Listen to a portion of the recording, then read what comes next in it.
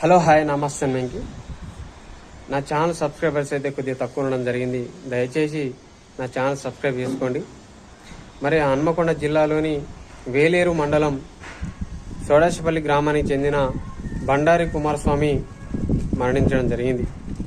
తెలంగాణలో ఒక నోటిఫికేషన్ లేదని, జాబ్ క్యాలెండర్ లేదని ఉద్దేశం కొద్దీ మెరిట్ గల ఒక విద్యార్థి ఆనుమత్యాన్ని కోల్పోయినామని మనం చెప్పుకోవచ్చు. మరి ఆనాడు కాంగ్రెస్ ప్రభుత్వం అధికారంలోకి రాకముందు మేము అధికారంలోకి వచ్చిన వెంటనే 2 లక్షల ఉద్యోగాలు భర్తీ చేస్తాం, జాబ్ క్యాలెండర్ రిలీజ్ చేస్తామని చెప్పడం జరిగింది.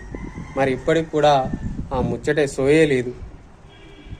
మరి ఇంత ఆనుమత్యాలు తెలంగాణ రాష్ట్రంలో కోల్పోతున్నా కూడా నిమ్మకు నీరెత్తినట్టు ఈ రాష్ట్ర ప్రభుత్వం వివరించడం చాలా బాధాకరం. ఈ బండారి కుమారస్వామి మరణానికి తెలంగాణ రాష్ట్రంలో ఉన్న అన్ని పార్టీలు కారణమే అని మనం చెప్పుకోవచ్చు. ఇటు బీఆర్ఎస్ కావచ్చు, కాంగ్రెస్ కావచ్చు, ఇటు బీజేపీ కావచ్చు. దీనికి కారణం బండారి కుమారస్వామి మరణానికి ఈ అన్ని పార్టీలు. తెలంగాణ రాష్ట్రంలో ఒక్క నోటిఫికేషన్ లేదు. తెలంగాణ రాష్ట్రాన్ని ఎందుకు తెచ్చుకున్నాం? నీళ్లు నిధులు నియామకాలనే నినాదంతో తెలంగాణ రాష్ట్రాన్ని తెచ్చుకుంటే ఇప్పుడు తెలంగాణ రాష్ట్రంలో మళ్ళీ అదే వ్యవస్థ ఉండొద్దని, నిరుద్యోగ యంత్రాంగం ఉండొద్దని, నిరుద్యోగ వ్యవస్థ ఉండొద్దని తెలంగాణ రాష్ట్రాన్ని తెచ్చుకుంటే మళ్ళా తెచ్చుకున్న తెలంగాణలో కూడా మళ్ళీ అదే నిరుద్యోగం కొట్టుమిట్లాడుతున్నదంటే మీరు ఆలోచించాలి ప్రజలారా. మరి తెలంగాణ రాష్ట్రాన్ని తెచ్చుకున్నది మాకు అర్థమవుతుంది ఏంటంటే రాజకీయ ప్రయోజనాల కోసం, వాళ్ళ ప్రయోజనాల కోసం తెచ్చుకున్నట్టే ఏర్పడుతుంది. నిరుద్యోగుల కోసం తెచ్చుకున్నట్టు ఇక్కడ ఏర్పడడం లేదు.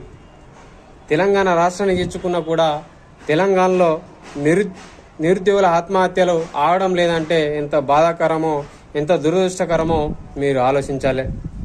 తెలంగాణలో ఉండే నిరుద్యోగులందరూ ఒక ఉద్యోగం పైన కాకుండా ఈ రాజకీయ రంగంలో కూడా పోటీ పడవలసిన బాధ్యత నిరుద్యోగ యంత్రాంగం పైన ఉన్నది.